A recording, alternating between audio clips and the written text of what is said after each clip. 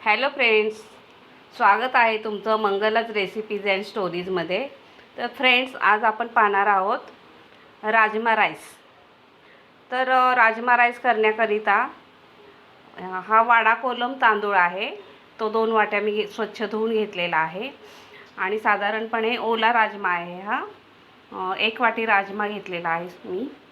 त्याच्यानंतर 10-12 कढीपत्त्याची पानं घेतलेले आहे.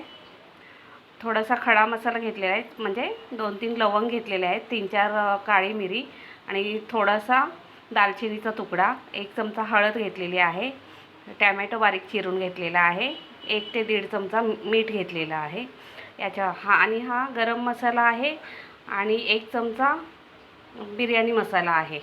बिर्याणी मसाला म्हणजे स्मेल छान येतो म्हणून तो मी घालते थोडासा. आणि हे गाजर आहे बारीक चिरून घेतलेलं. तर आणि यामध्ये 10 ते 12 हिरव्या मिरच्या, 10 ते 12 हिरव्या मिरच्या, थोडंसं मीठ, अगदी म्हणजे चिमूटभर मीठ, आणि जिरं, खोबरं आणि लसूण अगदी थोडंसं, म्हणजे छोटा तुकडा खोबऱ्याचा, 3-4 लसणाच्या पाकळ्या आणि 1 चमचा जिरं, हे मी जाडसर वाटून घेतलेलं आहे. चला तर मित्रांनो, आता आपण रेसिपीला सुरुवात करूया. तर सर्वात प्रथम आपण तेल घातलेलं आहे कुकरमध्ये. हे पहा, चांगलं कडक तापलेलं आहे तेल. तर सर्वात प्रथम आपण घालणार आहोत जिरं फोडणीला. मला लागलं, मी पडले ना, तर माझं बोट अजून हे बघा करंगळी सुजलेलीच आहे. मला अजून काही असं उचलता येत नाही. पण काय, जेवण तर हवंच ना आपल्याला. बाहेरचं काय चवीला लागतं का? घरच्या जेवणाची चव बाहेरच्या जेवणाला नाही येत. त्याच्यामुळे चला, घरात पिठलं भाकरी जरी बनवली तरी छान लागते. असो. तर आता मी कढीपत्ता घातलेला आहे त्यामध्ये. आता आपण जरा उलटणं घेऊया. उलटणं घेऊ की झाऱ्या घेऊ? झाऱ्याच घेते, मला झाऱ्या आवडतं. हे का, मस्त जिरं तडतडलेलं आहे आपलं. आता आपण त्यामध्ये घालणार आहोत हे हिरवं वाटण केलेलं. आता बोट तर दुखतंच आहे, पण इलाज नाही. हा हिरवा मसाला मी त्यामध्ये वाटलेला तेलामध्ये घालते.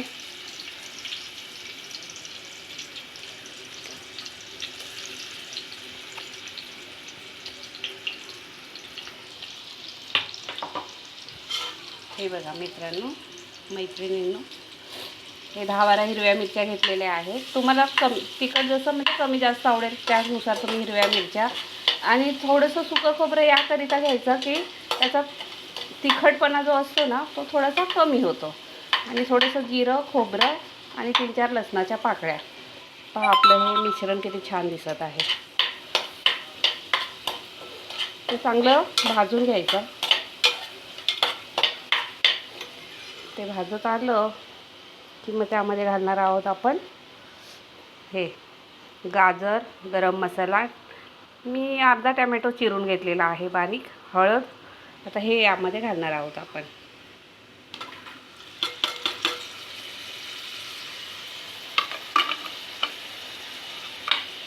कसं छान स्मेल येत आहे बघा, खूपच छान स्मेल येत आहे.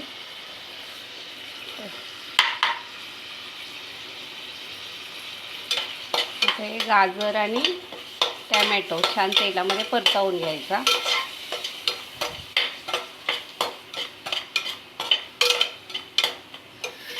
आणि हो मित्रमैत्रिणींनो, मीठही मी त्यातच घातलेलं आहे, 1 ते 1.5 चमचा मीठ घातलेलं आहे. आणि आता आपण यामध्ये घालणार आहोत आपला राजमा. बोट तर दुखतच आहे माझं, काय करू.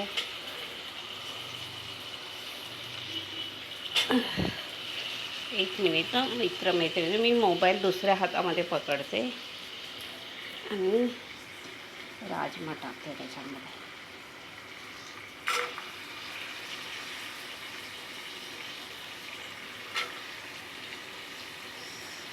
अरे संसार संसार, जसा तवा चुल्यावर, आधी हाताला चटके, केव्हा मिळते भाकर. बहिणाबाईंच्या कविता मला आठवत आहेत.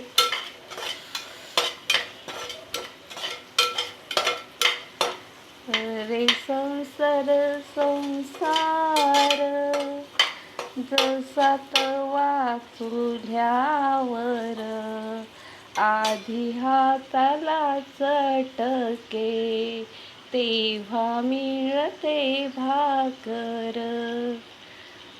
रे संसार संसार होता कधी म्हणून नये राऊळाच्या कळसाला लोटा कधी म्हणून नये. अरे संसार संसार. आता मी तांदूळ घातलेले आहेत. असं तर आहे. हात तर माझा दुखतच आहे, पण काय करू, जिभेचे चोचले असतात, काय करणार, ते पुरवायला तर हवेतच, नाही का? बरोबर ना मित्रमैत्रिणींनो?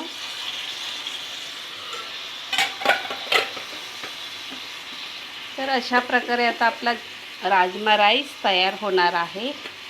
करंगळी माझी दुखतच आहे. आता तुम्हाला नाही सांगणार तर मी कुणाला सांगू? बहिणीला सांगून झालं, पुष्पा वहिनीला सांगून झालं. पूजा वहिनीशी काही संपर्क झालेला नाही. पूजा वहिनी जर आमची जयंतीमध्ये बिझी होती, त्याच्यामुळे तिला मी सांगितलेलं नाही माझ्या करंगळीला लागले ते. नाहीतर ती पण थोडंसं कौतुक करते, काळजी घ्या, हे लावा, ते लावा. तसं मित्रमैत्रिणीनं तुम्हाला सांगायचं म्हणजे ना, तसं पाहिलं तर ना माझ्या सगळ्या वहिन्या खूप छान आहेत. अगदी मोठ्या वहिनीपासून ते अगदी छोट्या वहिनीपर्यंत. म्हणजे मोठी माझी विमल वहिनी, सेकंड नंबर माझी लता वहिनी, थर्ड नंबर माझी पुष्पा वहिनी आणि फोर्थ नंबर माझी भारती वहिनीशी काय माझा जास्त संपर्क नाही आलेला. सहवास मला जास्त नाही लाभला. पण माझी पुष्पा वहिनी तर माझी खूपच लाडकी आणि पूजा वहिनी पण माझी तेवढीच लाडकी. त्याच्यानंतर मोठी वहिनी पण तेवढीच लाडकी. आणि स्पेशली सांगायचं म्हणजे त्या तिघींना पण मुली नसल्यामुळे माझं जरा माहेरी जास्तच कौतुक होतं. असं आहे. तर आता मी 1 ते 1.5 ग्लास पाणी घालणार आहे कुकरमध्ये. आणि काय, माझ्या दादाची आणि भाऊची तर मी फारच लाडकी आहे. शेंडेफळ ना, आणि भाऊ कसे मोठे मोठे असल्यामुळे सगळ्याची लाडकी मी. फक्त आबाने मला त्रास दिला लहानपणी थोडा, जाऊ दे, पण तेव्हा त्याला कळत नव्हतं. म्हणजे काय, पाठीमध्ये बुक्का घालण्याशिवाय त्याला काय करमायचं नाही. हां, म्हणजे दादाने कधी मला मारलं नाही, भाऊने कधी मला मारलं नाही, कारण ते मोठे होते. पण हा म्हणजे काय, हा रुबाब गाजवणार कुणावर? येऊन जाऊन मीच त्याला दिसायचे ना, कारण तो माझ्याहून मोठा, दोघी बहिणींच्या मधला तो आबा.